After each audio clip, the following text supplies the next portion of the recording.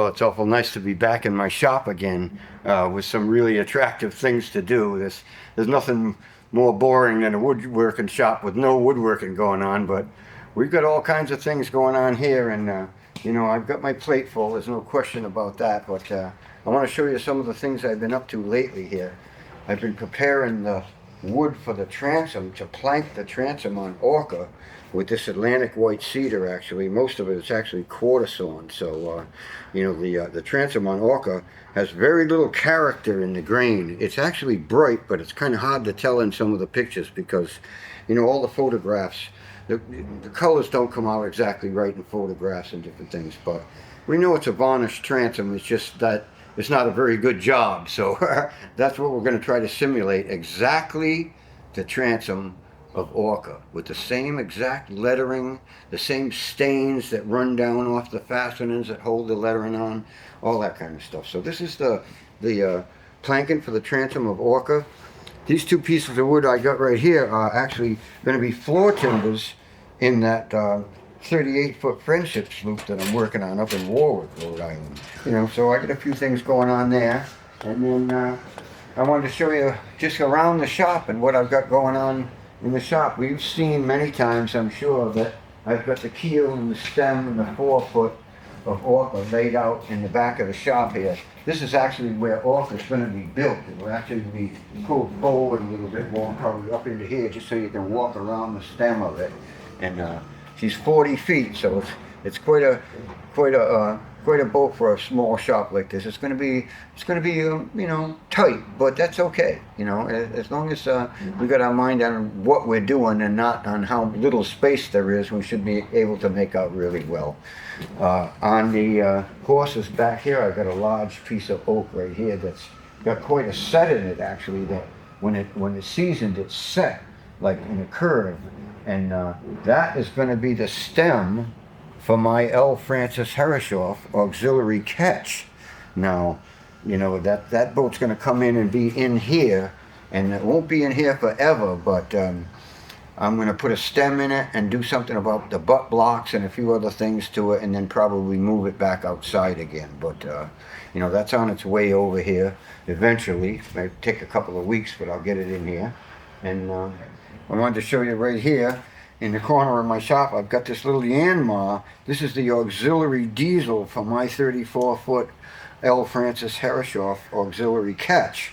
And by the looks of things, it's got very, very low hours on it. I've never started it up. I actually tried to start it a couple of times, but I think the primer pump and different things in the fuel system is kind of gummed up because it's been laying around for a number of years. So, you know, I'm actually going to take it to the Yanmar dealer down in Newport, Old Port Marine, and get them to start it, and then I'll have it back here and set up so that I can walk up to it and just start it right up anytime I want. And we'll probably do a video of starting this little Yanmar diesel.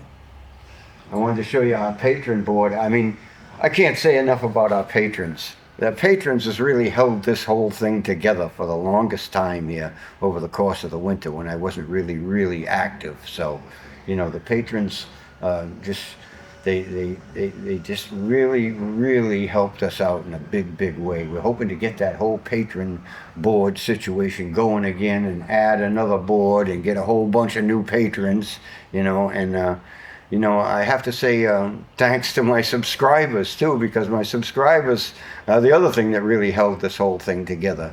You know, it's kept everybody understanding that there's interest in this whole thing, and if there's any way that I can get sponsorship and different things, it's all because of all the videos that we've done in the past, and now it's all getting scrutinized and people are starting to realize that it's pretty good stuff. So, you know, we're getting a lot of input from a lot of different sponsors and different things like that, and you know, hopefully with some sponsorship and our patron board, we'll be able to raise enough money to actually you know, accomplish Orca. I've never had enough money to do this job.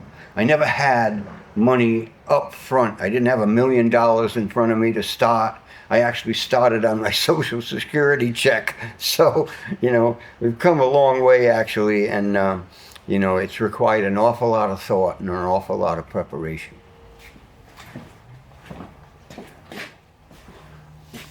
The next thing I want to show you is this little tent I've got in the corner of the shop. I call this Lou's Learning to Varnish tent, you know, because I'm actually learning to varnish. After all of these years, I haven't done a whole lot of painting and varnishing in my lifetime, but you know, I've watched an awful lot of it go on and listened to people talk about it, so I got a pretty good handle on it. But I've got all kinds of pieces in here that I've been working on.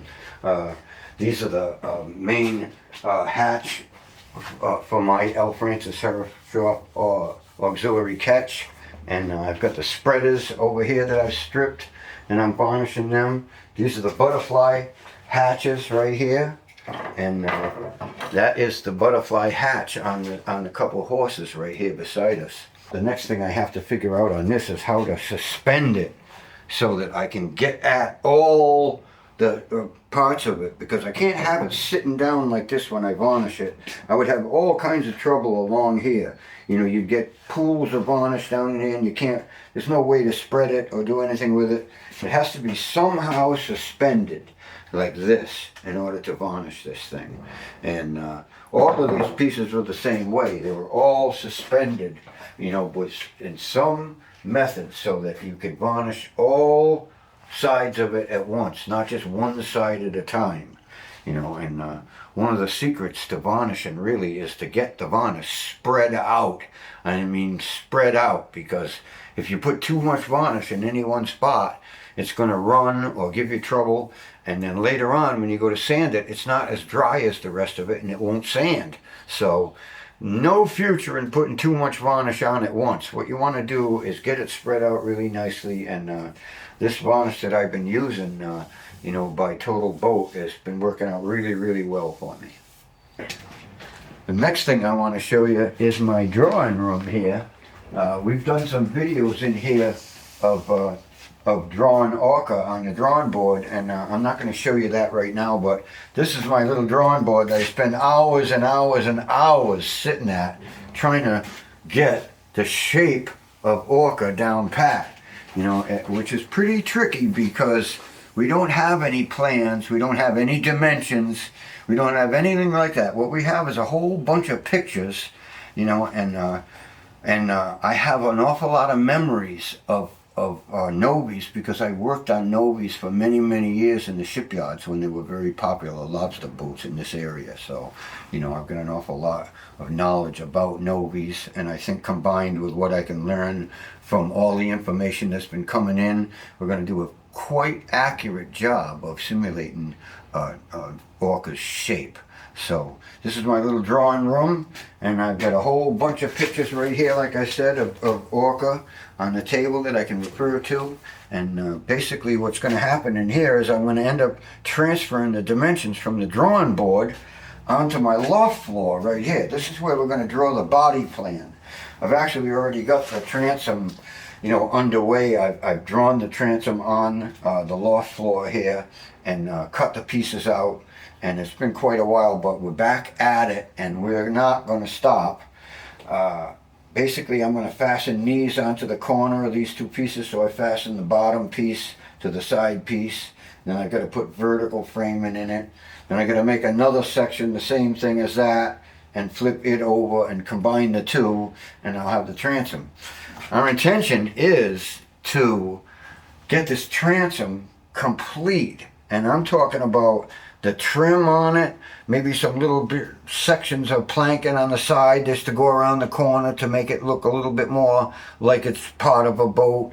And it's going to have the lettering on it, simulated exactly the way that, the best we can, you know, simulate the lettering on the transom. So, you know, that's what's going on in here, and this is pretty much what I'm up to lately.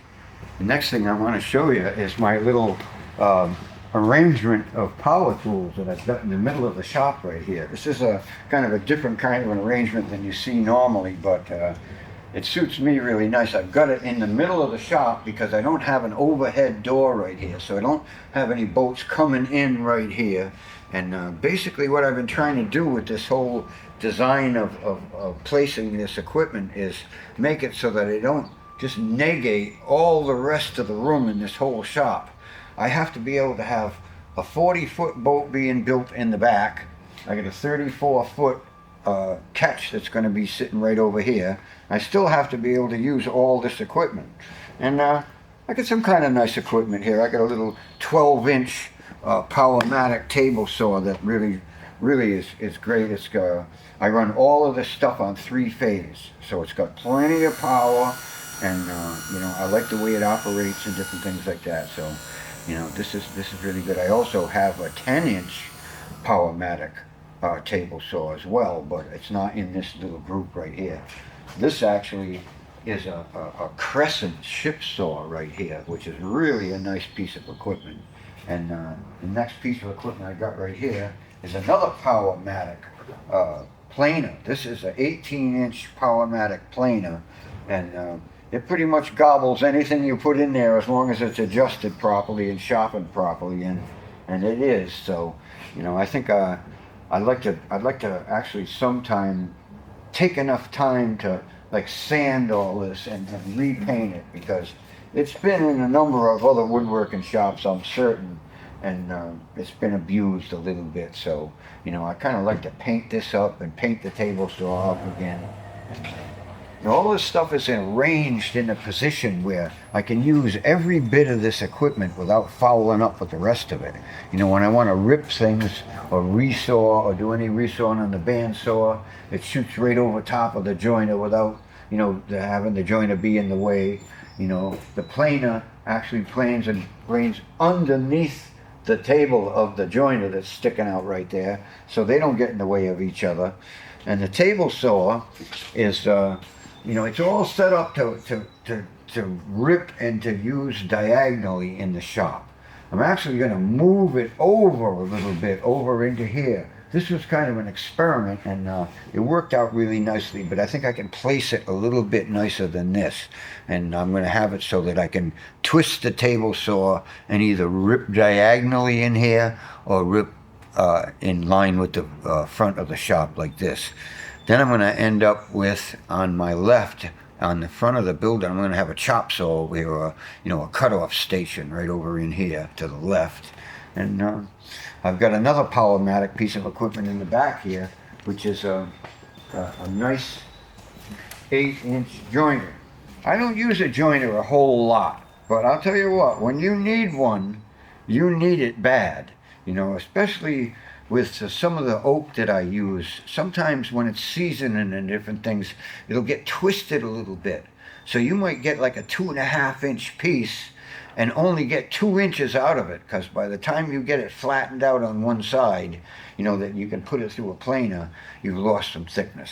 So, you know, you can either set it down on a joiner and push it over a joiner and flatten one side, or I have to just set it on a couple of pieces of a couple of sawhorses and go at it with like a hand electric plane.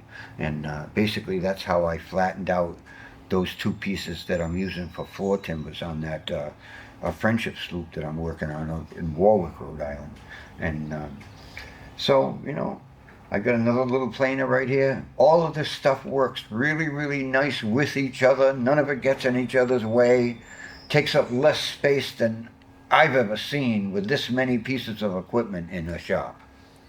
Here's one other little thing I wanted to show you. This is actually a piece of the boat that they put together to do all the sinking and all the trick stuff in the movie Orca. So this is not the Orca or part of the boat that went to California. This is part of the boat that was left on the beach in Martha's Vineyard. So my buddy John took this off the beach in Martha's Vineyard in 2011. And our plans for it are actually to saw it up into very little thin little pieces and mount the pieces on plaques, little wooden plaques, and sell them to people, because I think there's quite a few people that would respond to that. And, you know, I'm going to have so much to do with this building of Orca that I don't need a little piece myself, so we're going to sell the whole thing off. So this is actually a piece of either one of the deck knees, you know, that support the side of the boat and support the deck, or the transom framework or something. I'm not positive exactly what it was in the boat, but I know it's a hackmatack knee. It's got the grain following it right around. You know, it would be a piece of the root of a larch tree and the trunk. So actually, I am looking for someone who still digs hackmatack knees up in Maine or Nova Scotia or wherever in the world they can find them. I need some. So I'm looking around for that. I'm also looking for sources of planking for this boat. Hopefully white cedar, but you know, may have to settle for something different. I'm not sure exactly what it's going to end up being planked with at this point. So I would really appreciate it if you guys would become patrons or subscribers, because we need the support. Like I said, we don't have the money to build this boat as of yet, but it's starting to come in a little bit, and I think we're going to be able to cover it. So, you know, that's pretty much it for today, but come and join me, because I'm going to be building the transom in this little room right here, and I've got all kinds of other work going on.